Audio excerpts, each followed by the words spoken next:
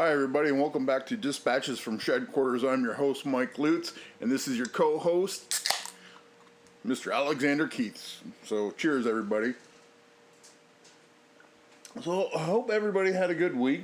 I had a good couple weeks. I said my chat with Jason on last episode, it was pretty fruitful. I got something out of it and I hope Jason did as well. And I said, the thing that came out of it is something that kind of developed late last night, the night before I recorded this. I'm recording this anyways. So I am kind of in the mind of promoting entrepreneurs right now, especially my friends that are entrepreneurs and have their own businesses. And I want to use this platform that I have to talk about what they are doing. And maybe I can promote some of them and maybe point some people in their direction that would never have a chance to see some of their products or get to visit them if they're out and about. So nobody that I talk about today is paying me at all. This is something that I feel that I want to do for them. I've got no obligation to them at all other than they're my friends and they have businesses and I want to promote them a little bit. So first one out of the gate, it's called Lilywillow Soaps. It's run by Dylan and Colleen, friends of mine from Stratford. They are making all natural soaps and dishwater. What? Just hold on a second. I'm pulling up my information on my iPad here. So this is okay. This is what Dylan sent me. He goes, Lilywillow Soaps, all natural everything. We have bar and liquid soap, dog shampoo, deters ticks and fleas, and laundry detergent. All of this is handmade. They've got pictures on their Facebook group, which I suggested you do that. You go to Facebook, look up Lilywillow Soaps, and you'll be in contact with them instantly, and they will be able to hook you up with anything that you want or need. Now, my next one is a friend of mine, Kimmy Bois. She owns a Scented Path. It is Kimmy's an alchemist, an apothecary. She makes all natural. Just looking at her her Facebook page here, it's called Gypsy Scents. She has all natural essential oil blends, lip balms, anything really that you need. Kimmy can make it, and it's all natural. I've purchased some deodorants from Kimmy, and it is amazing stuff. It's all natural. You don't get the chemicals or the aluminum salts that you do in over-the-counter deodorants. Check her out, please. It said Gypsy Scents on Facebook, and Kimmy travels all over. Wherever there's a craft fair, she will most likely find Kimmy there. So she also has a website here, www.gypsyscents.com. You can find all her products there. I'm gonna go back to Lilywillow, see if they've got a website here. Just give me a second. Yeah. No. Okay, Lilywillow is just, I think they just have a Facebook presence, so just check them out. Now, the thing that kicked this all off for me was a friend of mine, Rob Broad. I've known Rob for a very long time, and where did it go here? Until one of my friends can make an iPad-like device with an entrepreneur background, I think I'm going to be stuck using Apple products for my everyday applications. So Rob has slow connection. Anyway, Rob has went to school, and he's now a video game developer, and he has. Let me just find it here. His gaming company is called Bonehead Games. So I believe you can just find all of that. Like I said, I know he does have a Facebook presence. I know he also has a website. If you probably just search Bonehead Games, that information is going to be readily available for you. My internet connection is... Oh, there it is. Yeah, okay, this is better. Alright. Cool. Bonehead Games. Yeah, Facebook, Bonehead Games. Yeah, his website is boneheadgames.com. So go check it out. I think he was just talking about getting on Steam, that platform, for some of his games. So if you go there, go to Bonehead Games, and he'll have more information for his games and his products that he's currently developing. Now, I told you that because I kind of have my own entrepreneur feelings have kind of popped up, and it has to do with this podcast. Now, I've been trying to get this podcast out on the different platforms that people can consume podcasts, like Apple Podcasts, Google Play Store. I believe it's now on Spotify, SoundCloud. Where else? Basically any place that you can consume your podcast, you can find this show on there now. One of the things that I was trying to think about was how like I said, I'm not trying to get rich off of anything that I do. I just want to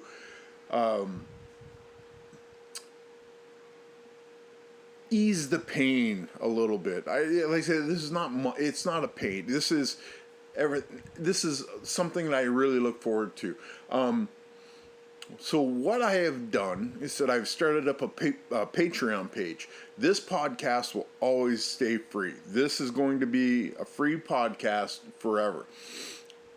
What I have done, I've set up a single tier on Patreon. You go to patreon.com/DFS podcast. There's one tier. It's a $1 tier. Now, why do I plan to do that to see if this has the legs to go farther. Now, if you go to the Patreon page, I am going to put out a monthly exclusive podcast with me and Jason Bayshard, where we're just going to sit around and talk for an hour. So you get a completely exclusive podcast with me and Jason, just chit-chatting about everything and anything, and probably doing road trips and going out to do different things. This is just something I want to try to see if I can be successful at it. I'm ecstatic as to how this podcast is being accepted, and I just want to try different things with this. So the Patreon is something that I've had my eye on for a while, and it's interesting to me, and I just want to see if I can make that a success. So that is why I made that Patreon account. Now, like I said, you can still find me on Twitter at Shed Dispatches for my Twitter account. You can get a hold of me there. My Facebook group and pages, Dispatches from Shedquarters, you can find that all there. The the link to this show is libsyn.com/dispatches. Takes you right to that. There's so many different ways. I'm continually trying to get this show out into different markets and on different platforms. I believe I have to wait a few more months of being active to get on the iHeartRadio podcast list. So that's something that I'm aiming for down the road. So it's coming, and I'm really digging how everything's coming together. This outlet for me has been wonderful. It's got me thinking of different things, of how to make different content for people to listen to this. It gets me active, because if I just sit around the house, I'm not going to have any interesting stories to tell everybody. And nobody wants to hear how I spent like 7 days just sitting on the couch playing on my iPad. I want to use this to not force myself, but to help me create a more active life for myself, and introduce you to some of my friends and my family. And I'm getting there. I really like it. I'm getting into the groove of talking again. It's been a bit, and I'm really looking forward to taking this even further. Now, sound quality wise, I'm still in the shed, but I think I'm going to be getting some space where I can control the sound a little bit better. And that is something that I've wanted right from the get-go. And I think that's coming sooner rather than later. So bear with me. I said it will get better. I just have to dot some I's and cross some T's, and we'll make things sound better at the very least. Now, as for what I've been up to, it was the couple interesting things I did. Me and Mags went to my Aunt Nancy's surprise 70th birthday party that my cousin Chrissy and Ryan threw for her. And it was just a hoot. It was so much fun. A lot of the family got together, the extended family, on both sides. And we went to a campground that my cousin has a trailer at. And we just had a big family reunion. And it was great to reconnect with a bunch of people that I have not seen face to face in a long time. But like Facebook is good for making connections and talking to somebody that lives, like I said, a bunch of my cousins live very far away from me. So I was able to get together with some of my cousins and talk with them for a little bit. My cousins, Deb and her husband, John, are beer experts. And we got together and we started talking about different types of beers and microbrews, and just, it was so much fun reconnecting with my cousins that I have not seen in a while. The party itself was very well attended. There was 100 or more than 100 people there, just enjoying the outdoors and the sun and the food and each other's company. It was a great time. Like, happy birthday, Aunt Nancy, and thank you for helping with my dad and all his travels and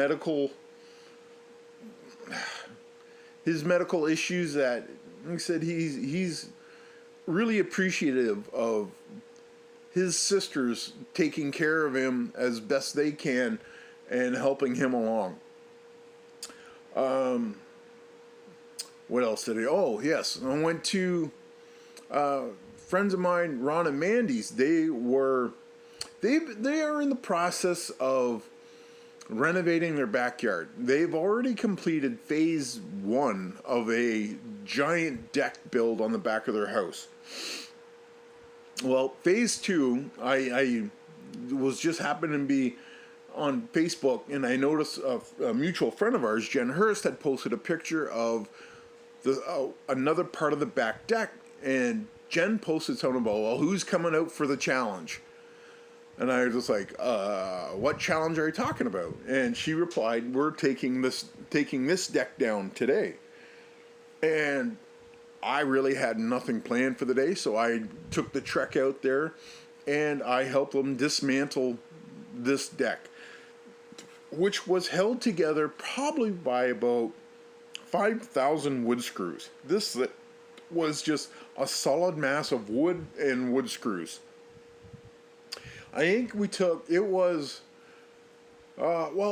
to kind of be gentle with some of the parts that we had to take apart because they wanted to repurpose several of the pieces. So we did the best we could with trying to keep the damage to a minimum.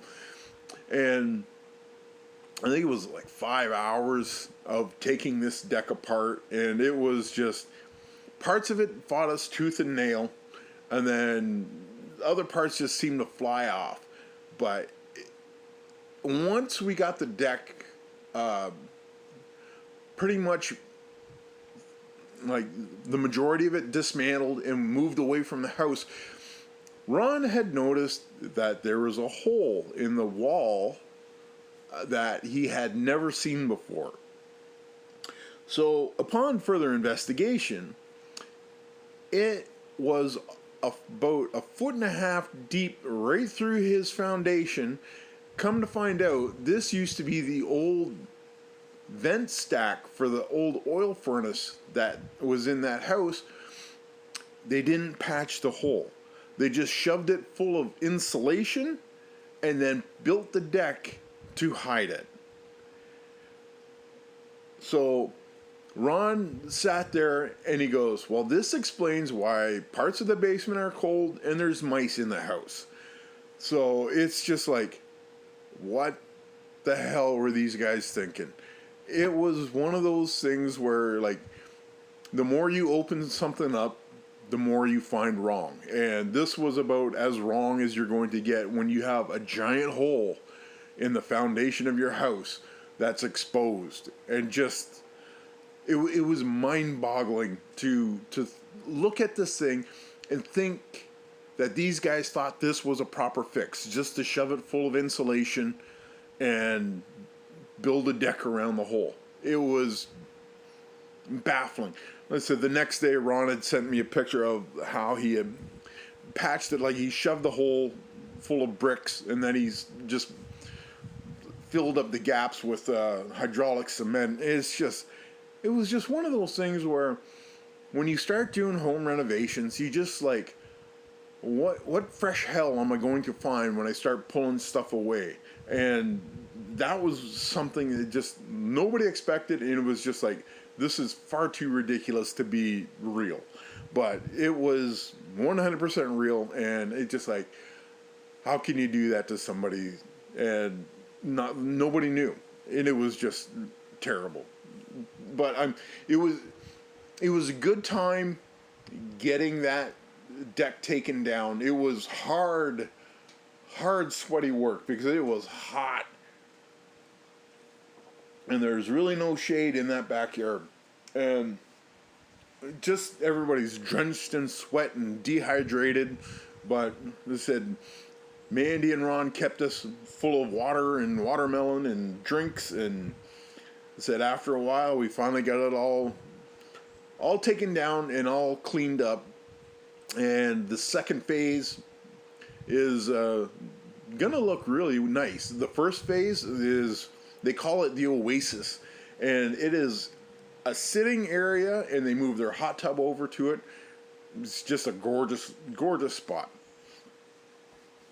Now, I want to shift gears to podcasting again. When I decided to get back into podcasting, I started to listen to podcasts again. I had gotten away from it, and I don't know why I stopped listening to podcasts. It was just, I don't know. It was just, I just leaned away from it.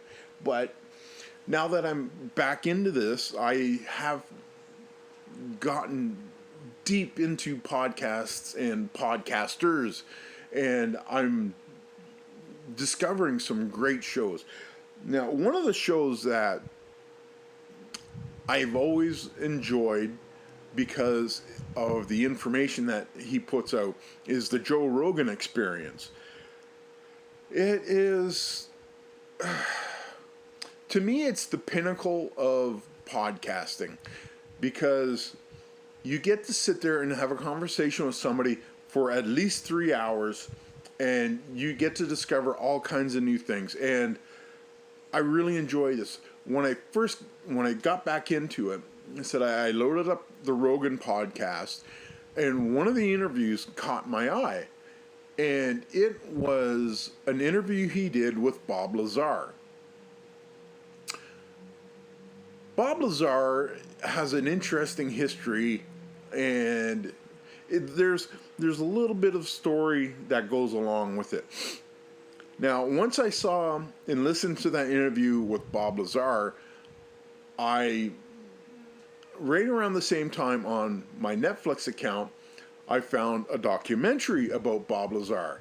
I was just like, this is just one of those coincidental things. I know Jason's yelling at me right now because I don't believe in coincidences, but everything just seemed to hit right around the same time. And I remember Bob Lazar from years and years and years ago. Bob Lazar was a physicist that worked at S4 in Area 51 he said he worked for the United States Navy. Bob Lazar worked on UFOs. And his story has not changed in 30 years. I think the story first broke in the late 80s, early 90s.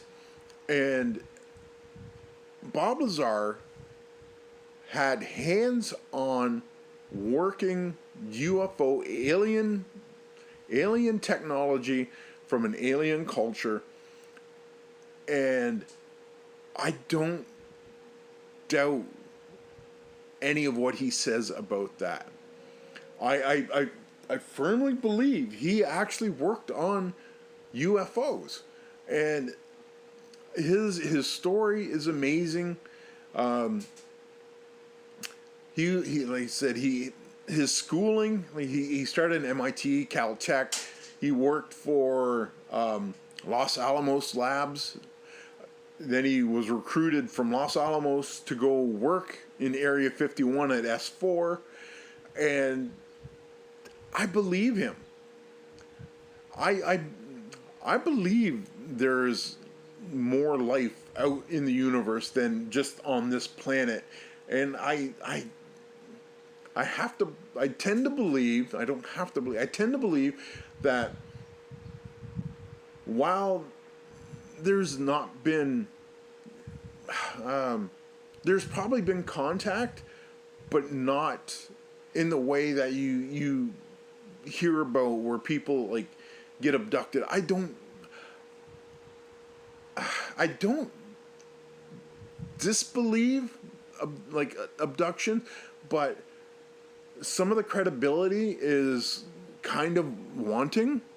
So I listened to the story of Bob Lazar when he talks about trying to back engineer the propulsion and power system of this, and I believe he's a credible person, like a credible witness. Just like there's been more and more credible eyewitness accounts of UFO encounters. Like there was I think it was the USS Nimitz had a close encounter with I think, what is it called? I think it's called the gimbal UFO. I believe. I believe. Now, I don't know where they're coming from. I don't know who they are. I don't know their intentions. I don't know what the governments know, our world leaders know. I just look up at the sky and I said, "There's so much space. There's so many planets, so many different things." I I would be, I think I would be fooling myself if I said that there isn't life out there. And I would really like need an eyewitness account of my own to be 100% sure. I'm I've seen strange things in the night. It's interesting. I want to see more. I want more evidence. I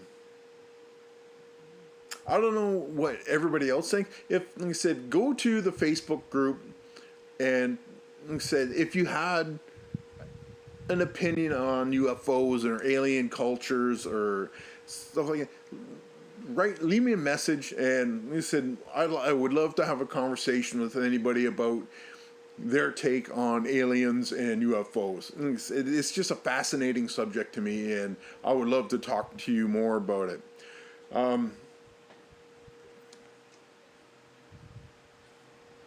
Stuff I've got coming up. I've got a wrestling show in Hamilton. I will be back in the ring November 2nd. I believe the show starts at 7:30 p.m. It's at the Steelworkers Union Hall. Let me just pull up the total address here. Just give me a second. Yeah, the GWN is starting back up, and I'm really excited about that. It was my favorite company to work for, and I'm glad people are starting to get back into the game when it comes to wrestling, as it's a small independent company, and we've got a lot of smart veterans that are in this company, and we really look forward to this. Is not come on, there we go. All right, okay, this is a little better. Okay, I need to get a better internet connection out here. I think once I get into my new recording space, the internet thing will not be a problem. Okay, here we go. GWN Championship Sports presents GWN Live Pro Wrestling. Saturday, November 2nd. The show starts at 7:30 p.m.